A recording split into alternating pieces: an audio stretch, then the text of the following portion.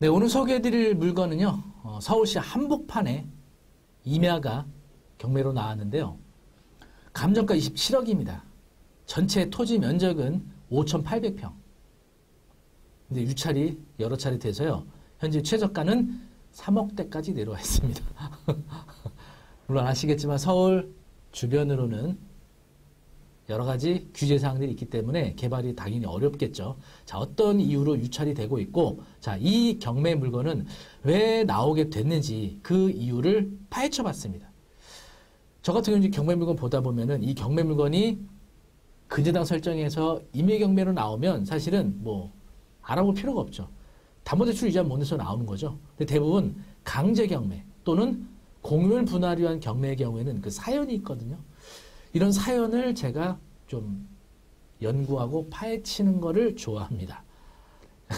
그래서 사람과의 관계 또 배울 수 있는 부분이 있고요. 또 이러한 분쟁이 생겼을 때 이런 것들을 어떤 소송을 통해서 어떤 결과가 나오게 되는지 이런 것들도 알게 되는 효과가 있어요. 자, 그러면 과연 어느 지역에 임야가 나오게 되는지 알아보도록 하겠습니다. 네, 사건 번호 북부 2023 타경 1333입니다. 위치는 서울시 도봉구 도봉동이 되겠습니다. 도봉동 감정가격 27억 746만 원이었고요. 현재 최저가가 3억 6,300입니다. 토지 면적은 5,850평. 평당가로 계산해 보니까 평당 6만 2천 원 나옵니다. 아주 저렴하죠. 이제 이유가 있는 거죠. 자, 위치 보시면 바로 위치가 1호선과 7호선 환승역인 도봉산역이 있고요. 바로 도봉산역 앞쪽으로 위치하고 있는 곳입니다.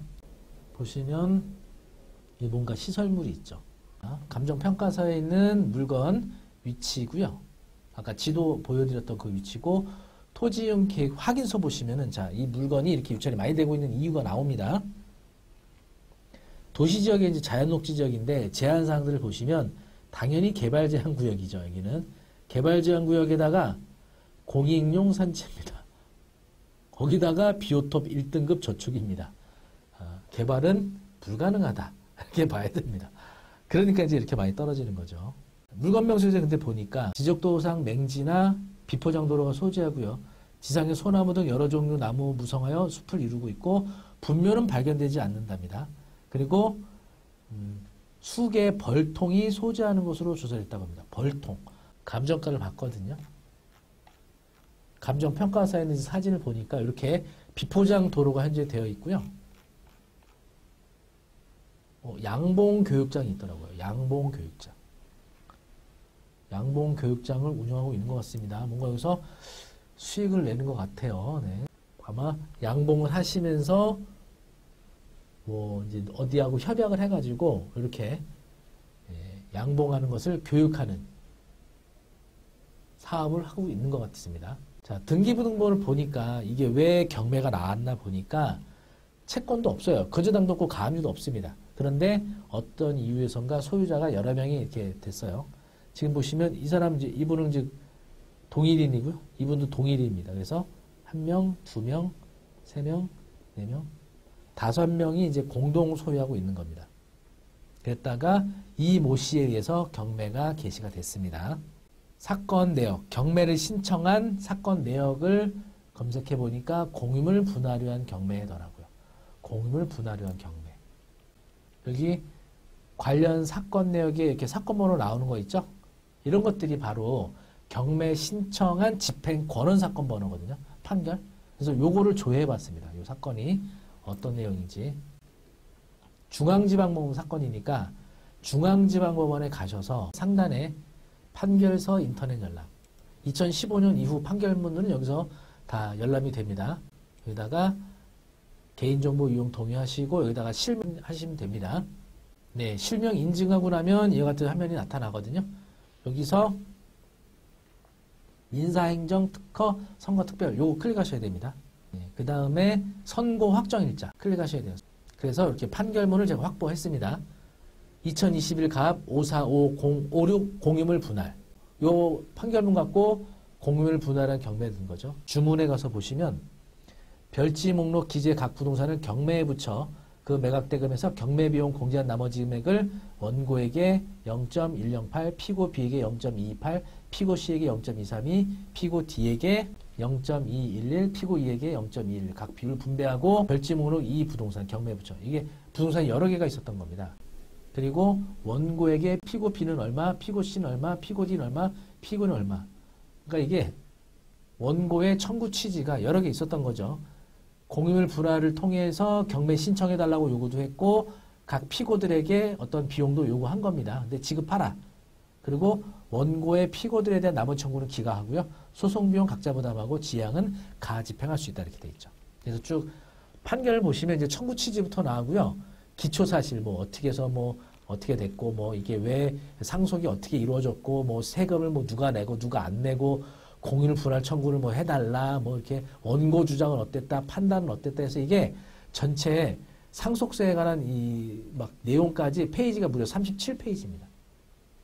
이거 한 번 읽어서 이해하기 어려워요. 여러 번 읽어야 되는데 그럴 시간이 어디 있어요. 이때 여러분이 이해하기 어려운 이런 판결문을 아주 쉽게 요약해서 확인할 수 있는 방법을 알려드리겠습니다. 바로 GPT를 활용하는 겁니다. 저도 이 챗 GPT를 여러 분야에서 다양하게 활용을 하고 있습니다. 제 업무에도 많이 활용하고 있고요. 또 제가 하고 있는 박사 논문에서도 활용을 많이 하고 있어요. 물론 뭐 글 써주세요 이런 게 아니라 이제 제가 어떤 통계 분석 방법론이나 이론 연구에서 이런 것들에 대해서 어떤 아이디어가 좋을까라고 의견을 물어보는 거죠. 그 아이디어를 바탕으로 제가 글을 쓴다든지 이런 방식으로 활용도 하고요. 또 아까 말씀드렸던 것처럼 한 번에 잘 읽히지 않는 이해하기 어려운 이런 문서들을 여기다 바로 넣으시면 됩니다. 대신 유료로 저는 이용하고 있거든요. 무료 버전도 가능합니다. 그래서 이 판결문을 여기다 딱 넣으신 다음에 이 프롬프트는 여러분이 어떻게 하든지 관계가 없습니다. 여러분이 프롬프트를 어떻게 넣느냐에 따라 답변이 다르게 돌아오거든요.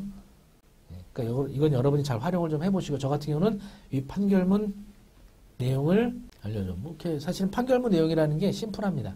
이렇게 명령어를 입력하시게 되면 이렇게 딱 아주 쉽게 요약을 해줍니다. 이제 판결문 때문에 머리 아파하실 필요가 없습니다. 공유물 분할에 대한 결정, 그렇죠? 그래서 원고 A, 피고 B부터 E까지 경매 후 매각 대금을 지분 비율에 따라 이렇게 퍼센트로 딱 해줘. 이렇게 분할해라. 그리고 별지 이 부동산은 원고와 피고 D가 절반씩 소유하고 있으니까 2분의 1씩 분배해라. 그리고 또 하나의 그 쟁점은 상속세 관련된 구상금 청구였나 봐요. 보시면 원고 A는 상속세로 24억 1208만 9,483원을 부담했대요. 금액이 상속세가 24억 나올 정도면 상속 대상 부동산이 꽤 고액이었겠죠. 그의 내부 부담액을 초과한 금액이죠. 다시 말하면 원래 이 원고 A가 10억 8천만 원을 내야 되는데 24억을 낸 거예요. 초과해서 냈다 이거. 그래서 초과 부담액 8억 3천만 원을 피고들에게 구상금으로 인정을 한 겁니다. 그래서 각 피고 B부터 E까지 요 금원을 지급해라. 초과한 상속세 부분을 원고에게 각 피고들이 부담을 해라. 그리고 연시 2% 이자를 포함해서 지급해라. 이런 이제 주문이었고요. 그리고 기타 판단은 상계 주장 일부 인정. 원고가 망인의 계좌에서 부당하게 인출한 금액 등은 일부 피고의 채권으로 인정되어 상계 적용. 그러니까 원고가 이제 피상속인 뭐 아버지셨겠죠. 예를 들면 아버지의 계좌에서 인출한 것을 채권으로 인정해서 상계한다. 이런 거죠. 그래서 법원은 원고의 청구 일부를 인용, 나머지 청구는 기각. 이렇게 아주 심플하게 이렇게 요약을 해준 겁니다. 공유물 분할의 원칙은 현물 분할인데 해당 재판부에서는 왜 경매로 판결했는지 판결문에 나온 내용을 요약해줘. 이렇게 한번 해보겠습니다. 저 칭찬받았습니다. 네. GPT가 칭찬도 잘해줍니다. 좋은 질문입니다. 공유물 분할은 원칙적으로 현물 분할이 우선이지만 예외적으로 경매에 의한 분할이 허용됩니다. 본 사건에서 법원이 왜 경매 방식으로 판결했는지 판결문에 나타난 내용을 요약해 드리겠습니다. 타이틀에 왜 현물 분할이 아닌 경매로 판결했는가? 현물 분할의 원칙. 민법 268조 및 269조에 따라 현물로 지분에 따라 분할하는 것이 원칙. 다만 현물로 나누기 어렵거나 가치가 현저히 떨어질 우려가 있을 경우 경매 후 대금 분할이 가능. 이 사건의 특수사정. 원고와 피고들 모두 경매를 통한 분할에 동의함. 네. 모두 동의했다. 피고 B와 C는 제2의 변론기일에서 동의했고 피고 D와 E는 준비서면을 통해 동의했다. 부동산의 성질, 위치, 면적, 형태, 이용 현황 등을 종합적으로 고려할 때 경제적 만족을 주는 공평한 현물 분할이 사실상 불가능하거나 매우 곤란하다. 결국은 이게 상속세에 대한 구상금도 있기 때문에 결국은 현물 분할로는 이게 해결하기 어렵잖아요. 그래서 재판부는 현물 분할이 비현실적이고 불공평한 결과를 초래할 수 있다고 판단하여 경매를 통해 매각하고 그 대금을 지분 비율에 따라 나누는 방식이 가장 합리적이라고 보았습니다. 그러니까 매각 대금으로 분배해서 피고들에게 지급된 돈을 구상금으로 원고가 돌려받을 수 있게 이렇게 재판부에서 아주 현명하게 판단을 한 것 같습니다. 이렇게 보시는 것처럼 무려 37페이지에 이르는 이 판결문의 내용을 딱 그냥 한 페이지로 간략하게 요약을 해서 알려주는 겁니다. 근데 더 세세한 걸 내가 알고 싶다. 그러면 여러분들이 더 읽어보시거나 이 상속세 구상금 청구에 관한 내용을 더 집중적으로 질문하시면 그 부분에 대해서 아마 해줄 겁니다.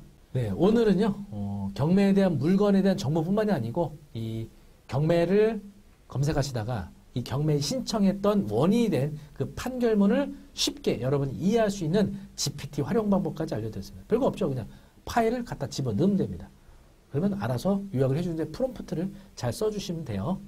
도봉동에 있는 감정가 27억짜리가 3억 6천까지 나온 이내화를 소개해드렸습니다. 사실은 이 토지만 가지고 개발한다는 건 불가능합니다. 불가능하지만 이것을 현장도 한번 가보셔야겠지만 양봉 교육장으로 어떻게 활용을 하고 있는지 그거를 한번 배워보고 알아보는 것도 좋지 않을까. 비오톱이 저쪽에 있고 임업용 산지에서 할 수 있는 다양한 것들을 확인하신다고 하면 5,800여 평에 이르는 도심권하고 가까운 이와 같은 토지 활용법도 좀 연구해 볼 수 있지 않을까 싶습니다. 오늘 유찰이 많이 된 물건들 좀 소개해 드렸고요. GPT를 활용한 경매에 관련된 내용들도 알아봤습니다. 여러분들도 GPT를 활용하시면 이렇게 판결문 요약뿐만이 아니고요. 더 다양한 내용들을 활용을 하실 수가 있겠습니다. 경매 투자에 있어서는요. 권리분석 매우 중요합니다. 그래서 경매 권리분석을 초보자분들도 쉽게 공부할 수 있는 커리큘럼이 있습니다. 5월 21일 수요일 날 저녁 7시부터 10시까지 초보자분들을 위한 경매 기초 마스터 과정을 개강하게 됐습니다. 광화문에 있는 조선닷컴 교육센터에서 진행하는 수업이고요. 이론 수업 총 3회 진행합니다. 그리고 실제 입찰 진행하는 법원 현장학습까지 해서 총 4회로 진행이 되니까요.